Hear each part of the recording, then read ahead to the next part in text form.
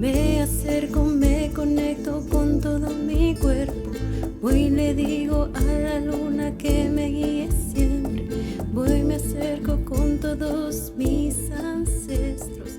Voy y les digo... Hola, buenas tardes, buenos días, buenas noches a todas, a todos, a todes. Bienvenidas a este espacio. Yo soy Amaranta Cornejo Hernández. Soy una académica feminista que desde que terminé la licenciatura ha dado machincuepas entre una disciplina y otra, y mi hilo de vida, lo que siempre me ha mantenido siguiendo, construyendo mi caminito, son las teorías desde el feminismo. Hoy quiero platicarles algo que me apasiona mucho y que considero que es muy importante que vayamos ahí pensándole poco a poquito, y tiene que ver con el lenguaje. Ir más allá, ir a más a profundidad a lo que sostiene el lenguaje incluyente, ¿sale? Que no es solamente cambiar el femenino por el masculino. Entonces, bueno, quiero que conversemos a la distancia a partir de algo que yo he llamado de las palabras al ruido. Ahí hay un lenguaje que se va transformando de las palabras al ruido. ¿Cuál es la performatividad política y de género? Bueno, como les había dicho, vamos a empezar preguntándonos qué entendemos por lenguaje. Cuando hablamos de lenguaje, cuando escuchamos esta palabra, me gustaría que cerraran sus ojos y pensaran qué es lo primero que les viene a su mente cuando escuchan la palabra lenguaje. Puede ser que pensemos en las palabras, ¿no? Que es lo que yo ahorita estoy haciendo, pero también está el cuerpo. Este movimiento que dice, están las palabras, está el cuerpo que nos permite crear imágenes. Yo ahorita soy una imagen para ustedes y ustedes tendrán muchas otras imágenes en su cabeza, en su corazón. Y también está el sonido. Las palabras pueden ser escritas, pero también son las que pronunciamos. Y ahí podemos hablar con una modulación bajita o más alta, y entonces de repente enojada, y hacemos gestos. Hay una diversidad de lenguaje, y por lo mismo yo ahora me voy a centrar con ustedes en las palabras y en las imágenes y una noción del sonido, ¿sale? Cuando hablamos del lenguaje es siempre muy importante tener en cuenta el contexto en el que se están diciendo y haciendo las cosas. Si tenemos una frase, si tenemos una imagen, hay que ver cuál es su contexto. No solamente en qué espacio se está produciendo esto, ¿no? Dónde se está diciendo qué, sino en qué momento. No es lo mismo decir, quítate de ahí, con esta entonación, en un entorno familiar, que decirlo en, no sé, en una situación mucho más formal, ¿sale? Es muy importante siempre tener estos referentes sociales y culturales que nos permitan entender la intencionalidad del tono de voz y cada una de las palabras, ¿sale? Porque en cuanto tengamos claro el contexto, vamos a poder entender qué es lo que nos quieren, cuál es el efecto que esas palabras que estamos leyendo, recibiendo, esa imagen que estamos viendo, esos sonidos que estamos escuchando, cuál es el efecto que buscan producir en nosotras, en nosotros. Dependiendo de la intención que queremos generar, sobre la que nos movemos, qué es lo que queremos, cuáles son los resultados que queremos tener, entonces ahí vamos a ubicar nuestro contexto para poder tener un lenguaje de una u otra manera. Ahorita vamos a ver unos ejemplos. Entonces, esto es muy importante porque si estamos hablando de la inclusión, necesitamos, como ya dije y voy a insistir más veces, tener muy claro nuestro contexto, ¿sale? Estamos en un contexto histórico, no solo por ahora, sino porque llevamos siglos en un contexto de patriarcado. El patriarcado, que es esta organización de la sociedad en la cual hay un grupo masculinizado, pueden ser hombres pero también mujeres, que son quienes detentan el poder y deciden sobre cómo nos tenemos que comportar, cómo tenemos que vivir, cómo nos tenemos que relacionar, a que tenemos que aspirar, etcétera. Un montón de cosas. Ese es nuestro contexto. Para México, podríamos pensar también que es un contexto patriarcal de violencias, de violencias exacerbadas. Estamos en un contexto ahorita muy específico de una pandemia mundial. Bueno, es redundante decir una pandemia mundial. Una pandemia que ha generado una crisis mundial y eso hace que las violencias se hayan exacerbado aún más. Si ya sabemos que vivimos en un contexto histórico de patriarcado, que el patriarcado en sí mismo es violento, porque es la imposición de una mirada sobre la vida, sobre todas las demás que pudieran existir, y es una mirada masculinizada, entonces en una situación de pandemia, donde hay que regular la vida de las demás personas, este control es mucho más fuerte.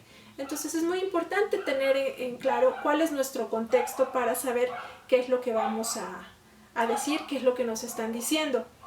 Y bueno, yo, como les decía, les traje unos ejemplos, que son las redondillas clásicas, muy clásicas de Sor Juana Inés de la Cruz. Y bueno, ahí las pueden ver. Nos dice Sor Juana Inés de la Cruz, hace más de 300 años, hace más de 3 siglos, nos decía, pues ¿cómo ha de estar templada la que vuestro amor pretende, esta mujer, si la que es ingrata ofende y la que es fácil enfada? Estas redondillas, estos versos, fueron escritos hace 3 siglos, en un contexto, insisto, patriarcal, en el cual le estaban diciendo ya a las mujeres cómo tenían que relacionarse sexoafectivamente con los hombres. Tendrían que ser cuidadosas para no ofender, siendo ingratas, pero tampoco ser enfadosas al ser fáciles. ¿Qué quiere decir esto? Hay que remontarnos y ver cómo era la ingratitud y esta facilidad en la época de Sor Juana. Pero también podemos leer estas redondillas ahora y ver que siguen vigentes. Hay una normativa sobre nosotras, se nos dice cómo tenemos que ser todo el tiempo. Se nos dice, cuando asesinan a una de nuestras compañeras mujeres, compañeras de vida, dicen, claro, lleva una minifalda. Entonces aquí hizo enfadar al hombre por esta supuesta liviandad, ¿sale? Entonces es muy importante ver lo que están diciendo estas palabras, qué es lo que nos dicen los encabezados de los periódicos. Y ahí el lenguaje inclusivo e incluyente está funcionando cuando nos están revictimizando. Ahí ya no hay una inclusión, ahí ya no hay un respeto hacia nosotras. Así. Desde la lingüística, hace muchos años, en el siglo pasado, un señor, John Austin, propuso algo que se llaman los enunciados performativos. Los enunciados performativos, de manera muy simplificada, quiere decir que las palabras tienen el poder de hacer cosas. De hecho, John Austin tiene un libro muy bueno, muy bonito, que les recomiendo, que se llama Hacer cosas con palabras. Entonces, yendo de las redondillas de Sor Juana Inés de la Cruz a los encabezados periodísticos que hablan de los feminicidios, podemos ver cómo estas palabras nos violentan, nos están diciendo cómo comportarnos y qué es lo que pasa si no nos comportamos de esa manera. Y vuelvo a preguntar ahí, ¿dónde queda la inclusividad ahí?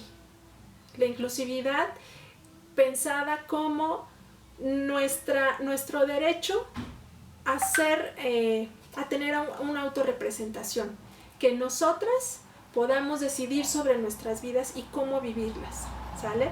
Por eso insistía, no es solamente cambiar el femenino por el masculino, sino cuál es la visión de vida que se quiere proyectar ahí. Estos enunciados performativos, entonces, insistiré, están enmarcados, tanto las redondillas de Sor Juana Inés de la Cruz como el encabezado sobre un feminicidio, están enmarcados en un contexto heteropatriarcal en el cual se establecen jerarquías, ¿sale? Los hombres deciden sobre la vida de las mujeres, cómo tenemos que vivirlas y cuál es la sanción que recibimos. Entonces las palabras están encarnando la violencia en nuestros cuerpos. Esto es algo que seguramente algunos de ustedes han leído o visto o escuchado desde esta filósofa feminista Judith Butler. Ella habla mucho de la performatividad y esto quiere decir el hacer con palabras. ¿Qué es lo que vamos a hacer nosotras entonces? Si vivimos en un contexto heteropatriarcal, ¿cuál puede ser nuestra respuesta? Tanto de mujeres como de hombres. Esto no es solamente una cosa de las mujeres. Bueno, pues, como decía, construir un otro mundo en el cual las distintas visiones sobre la vida tengan cabida. Y ahí entramos a algo que sería el derecho a la autorrepresentación, que es otro de los debates que se tienen desde la lingüística en torno al lenguaje. Y aquí entro a una reflexión que tiene que ver con si vamos a construir un mundo a través de las palabras y también de las imágenes, es muy importante que nos hagamos algunas preguntas. Yo planteo ahorita solamente 3. Les planteo 3. Una, ¿cómo nos queremos narrar ante el mundo? ¿Qué es lo que yo les quiero decir de mí a ustedes? ¿Desde dónde lo estoy diciendo? ¿Desde una postura de superioridad, desde una mirada más horizontal de compañerismo, que abre la pauta para que construyamos cosas juntas y juntos? ¿Y con quiénes me quiero narrar? ¿Sale? Desde el feminismo nos preguntamos mucho esto. ¿Qué quiero decir? ¿Para qué? ¿Con quiénes? Y esto tiene mucho que ver con algo que también desde algunas teorías feministas llamamos la interdependencia. En esta inclusividad del lenguaje, la interdependencia es muy importante porque nos reconocemos en relación nosotras con el resto.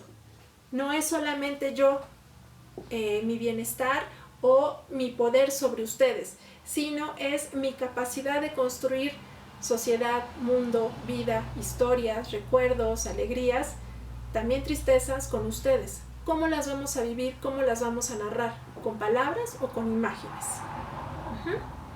Y bueno, aquí entraremos a partir del hacer cosas con palabras, teniendo claro qué es lo que queremos construir, cuál es el efecto que queremos tener con las otras personas. Voy a entrar a algo mucho más específico que es la performatividad del género y que tiene que ver con la manera como estamos construyendo esos mundos. Y bueno, desde el feminismo, sin duda alguna, la manera como construimos esos mundos es desde la irrupción y la irrupción. Desde la disrupción y la irrupción. Irrumpimos en el espacio público. Les traigo aquí unas imágenes. Les traigo esta imagen de las mujeres que en el siglo pasado, aunque ustedes no lo crean, para hablar por teléfono tenía que haber una mujer conectando los cablecitos de un lugar a otro para poder enlazar las llamadas. Ahí esto lo traigo porque es un ejemplo de cómo las mujeres irrumpimos en el espacio público. Antes estábamos relegadas a nuestras casas, a lo doméstico, teníamos solamente entre comillas que cuidar a la familia y salimos a trabajar y rompimos esta mirada de que la mujer solamente está en la casa. Irrumpimos y ahí se empezaron a generar muchas turbulencias sociales. Después, en pasos muy agigantados, les traigo otra imagen que es la de las mujeres zapatistas. Las mujeres zapatistas, no solamente aquí traigo no a las mujeres zapatistas de las comunidades, sino a las mujeres zapatistas de la parte armada.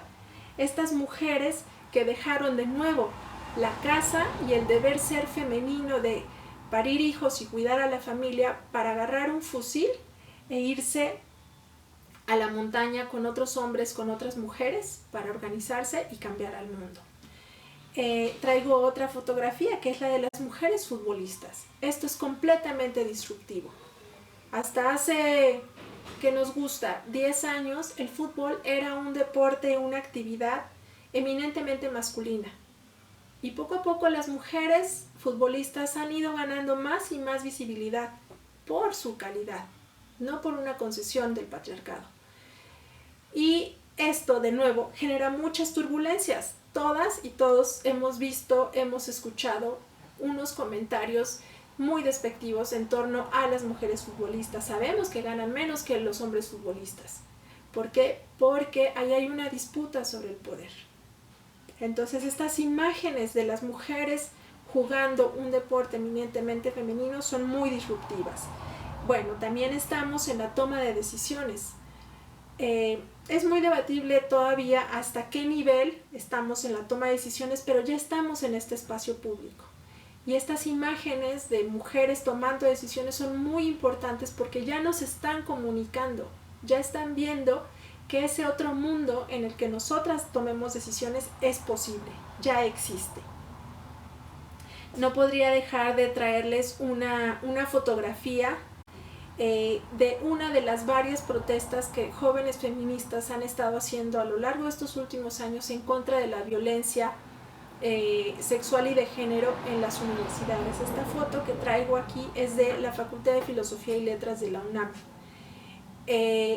Ahí irrumpimos con algo que se ha dicho que son lenguajes violentos, porque se toman las instalaciones, porque se pintan palabras, consignas. Sin embargo, esta irrupción que se dice ser violenta es realmente la búsqueda de acabar con la violencia, denunciarla, de que el miedo ya no quede solamente de nuestro lado, sino que se entienda el temor con el que se vive, con el que vivimos las mujeres ante la posibilidad de ser violentadas. Y bueno, por último traigo una fotografía de una compañera nicaragüense que por ahí de 1979 tomó las armas, combatió contra otras mujeres y otros hombres en Nicaragua para derrotar a la dictadura instaurada en ese país. Esta foto es icónica de cómo las mujeres podemos seguir manteniendo nuestro trabajo para maternando, si es que así lo deseamos. Podemos también irrumpir en el espacio público y podemos también tomar las armas para transformar el mundo. Entonces, estos lenguajes con las imágenes nos permiten ver la diversidad de acciones, de actividades, de espacios, de apuestas políticas que tenemos las mujeres. ¿Sale? No es solamente un polo de que seamos únicamente mujeres buenas abnegadas en la casa o que seamos rijosas tomando instalaciones para protestar, ¿sale? Hay muchas formas de ser mujer y es muy importante este lenguaje visual que nos permita entender la capacidad política que tenemos las mujeres de transformar el mundo. En esta irrupción de las mujeres en el espacio público, en la toma de decisiones, en la vida política, de nuevo regreso a Judith Butler, que una compañera, Dunia Mokrani, me señaló hace algunas semanas sobre este análisis que Judith Butler ha hecho sobre el sonido. Dunia decía, bueno, ¿hasta dónde esta irrupción de las mujeres en el espacio público con nuestro hacer con palabras, con acciones, poniendo nuestro cuerpo, hasta dónde esto es visto de manera legítima por la sociedad? Y ahí es donde Dunia me señalaba a Judith Butler, una conferencia magistral que dio en la UNAM el año pasado, en 2019, donde ella hablaba del ruido. Ciertamente, las mujeres, cuando salimos a decir nuestra palabra, ya sea en la casa, en la escuela, en el trabajo, en la calle, pareciera que hacemos ruido. Aunque hablemos, aunque utilicemos palabras, parece que hacemos ruido. Y es muy importante entender por qué se dice que hacemos ruido. Porque estamos, como ya dije, haciendo ver todas las pautas patriarcales que son violentas y que están afectando nuestras vidas, no solamente de las mujeres, también de los hombres. Y bueno, para hablar del ruido, yo traje justamente para hoy un extracto de una marcha que hicieron los zapatistas en diciembre del 2012, en el cual marcharon en silencio. Entonces veremos un extracto de esto, dura 3 minutos y después de eso regresamos.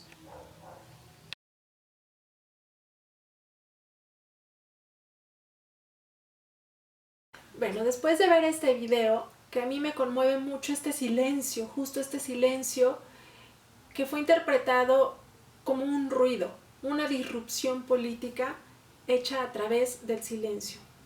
Para mí es muy, muy interesante esta forma de comunicar, este lenguaje que tienen las y los zapatistas, ¿sale? Decir, nos vamos a callar para que nos escuchen, ¿sale? Y aquí es muy, muy, muy, muy importante entender justo las distintas visiones. La inclusividad viene a partir de que podamos reconocer estas distintas visiones sobre la vida, sobre el hacer política, sobre las formas como queremos comunicarnos para transformar, ¿sale? Y ya, por último, les quiero compartir este tweet que salió yo lo vi la mañana del 11 de septiembre, justo unas horas después de que las compañeras que habían tomado las oficinas de la Comisión Nacional de Derechos Humanos en el Estado de México fueran brutalmente golpeadas y detenidas. Y ahí este tweet que ustedes pueden leer me resulta muy interesante para juntar la noción del ruido y de lo inclusivo, ¿sale? Porque nos están diciendo las compañeras, hay periferias, en México tenemos periferias, hay personas, incluso dentro del movimiento de mujeres y feministas, que quedamos fuera, que estamos en un margen, en una periferia, y somos las que no estamos en la Ciudad de México, ¿sale?